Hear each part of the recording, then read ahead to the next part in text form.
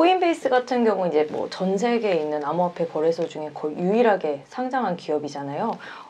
사업 모델이 좀 어떻게 되는지, 어떤 식으로 수익을 내는 구조인지가 궁금한데요. 네, 일단은 고객군으로는 개인, 네네. 기관, 그다음에 이제 블록체인 생태계 참여자, 뭐 개발자들이라고 할 수 있겠죠. 그래서 이들을 대상으로 해서 암호자산의 거래 중개, 수탁 서비스, 그리고 이제 개발자들 대상으로는 블록체인 기반의 D앱들이 네. 암호자산으로 결제를 받고 할 수 있는 그런 서비스를 제공한다. 그래서 그런 서비스에 대한 수수료를 징수하는 기업입니다. 개인이나 기관 고객들 대상으로는 주식의 HTS나 MTS 같은 화면을 제공한다. 보시면 되겠고. 이제 현재 수익 구조는 이제 수수료 사업을 주로 말씀을 해주셨는데, 향후에 신성장 동력 같은 건 없을까요? 예상하시다시피 지금 매출의 한 90% 정도가 네네. 거래 수수료에서 발생을 하고 있고, 그 중에 거의 대부분은 리테일 수수료입니다. 일단은 암호자산을 담기 시작한 기관 고객이 이제 막 생기고 있는 단계라서, 그리고 그쪽은 이제 볼륨이 크다 보니까 수수료를 굉장히 낮게 가져가는 구조고요. 그래서 리테일에 연동되다 보니까 당연히 회사의 실적이 코인 시세에 따라서 너무 좌지우지 되는 거죠. 나머지 이제 10%가 서브스크립션 앤 서비스. 그래서 그런 수탁 서비스라든지 네.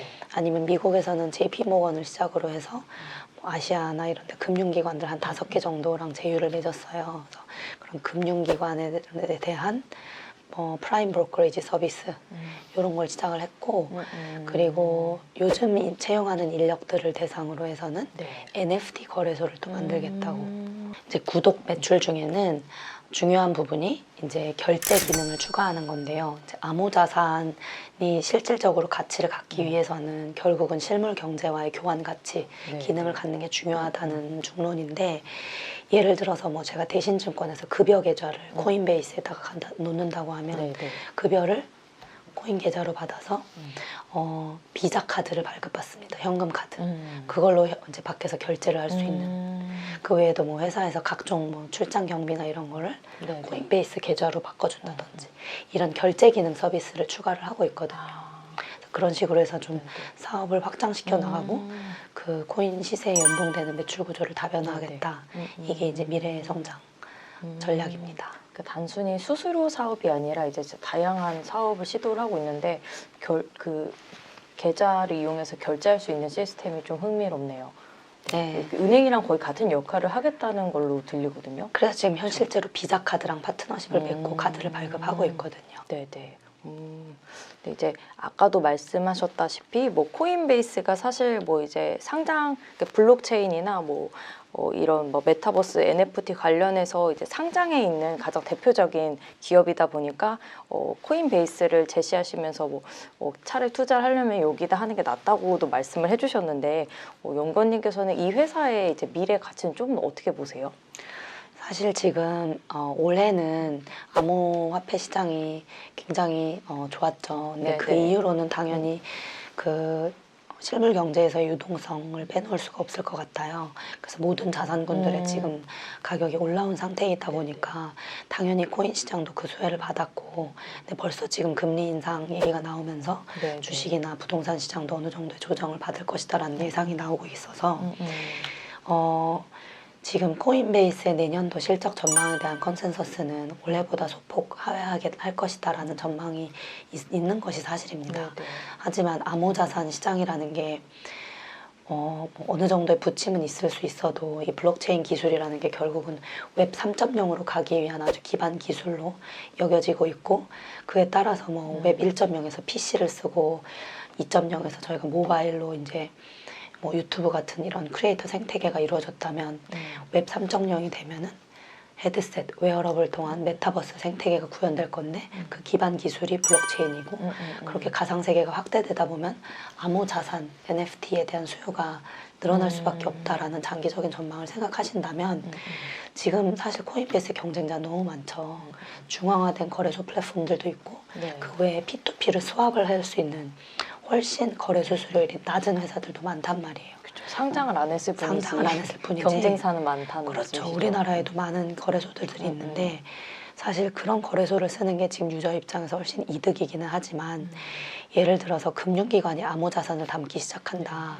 그럼 아무래도 상장 기업을 브로커리지로 쓰는 게 훨씬 안전하단 말이에요. 아까 말씀드린 것처럼 이게 법, 제도, 테두리 안에 들어오는 것, 네네. 그리고 회계 방식의 표준을 제정하는 것, 이 선도에 있는 회사가 그 거래소 중에서는 지금 코인베이스이다 보니까 이 가상 세계에다가 이제 유동성을 대주는 혈관 같은 역할을 하는 회사인데 그 중에서는 가장 그뭐 자본의 집약도 측면이나 유저의 락인 효과나 이 시장 초반에서 처음에 치고 들어온 회사한테 가장 먼저 기회가 열리지 않을까 하는 생각입니다. 그럼 좀 전에 말씀하신 것처럼 코인베이스 같은 경우에는 이제 서비스도 좀 미진하고 부족한 부분이 아직 준비되지 않은 부분들도 많은 것 같은데 어떻게 상장 예비 심사를 통과했는지가 좀 궁금한데요.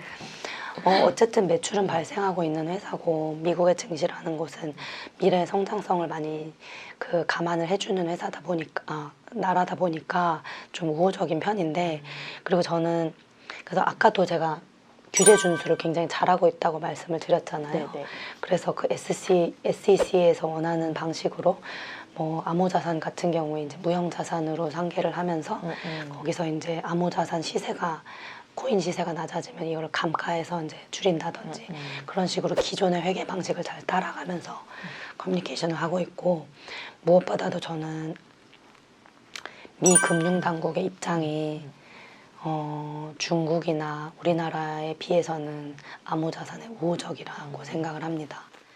앞으로 미래의 경제 시스템을 이끌어갈 건 신기술의 하나로 블록체인을 염두에 두고 있는 모습이고 그러다 보니까 지금 기존의 달러를 기준으로 한 기축통화로서의 지위 그리고 지금 사실 코인 시세나 이런 것도 모든 데이터베이스 다 달러 기준으로 네.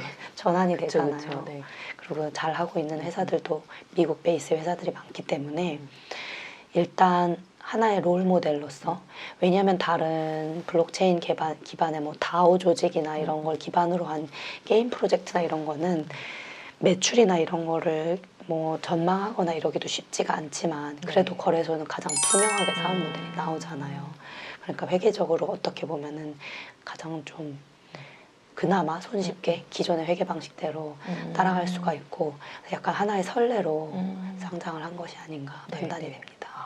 어떻게 보면 막 투자하기에는 이제 리스크적인 부분들이 있으니까 어떤 리스크를 이제 고려를 해야 될까 이런 부분들이 이제 주린이 투자자들은 궁금하실 것 같은데 전반적으로 좀 다시 좀 짚어주신다면 리스크는 뭐가 있을까요? 지금 이 회사의 매출 비중 90%, 이 거래 수수료 비중을 아무리 줄인다고 해도 이게 단기간에 확 줄어들긴 어렵고요. 당연히 코인 시장에 부침은 있을 겁니다. 특히 내년도에 이제 유동성 걷어들이고 코로나가 끝나고 그런 환경이 되면은 당연히 유동성이 줄어들 수밖에 없을 것이고 다만 제가 긍정적으로 보는 부분은 코시국 덕분에 메타버스 플랫폼에 대한 B2C 유저들의 눈높이가 많이 올라갔고 이해도가 올라갔다는 점. 그렇죠.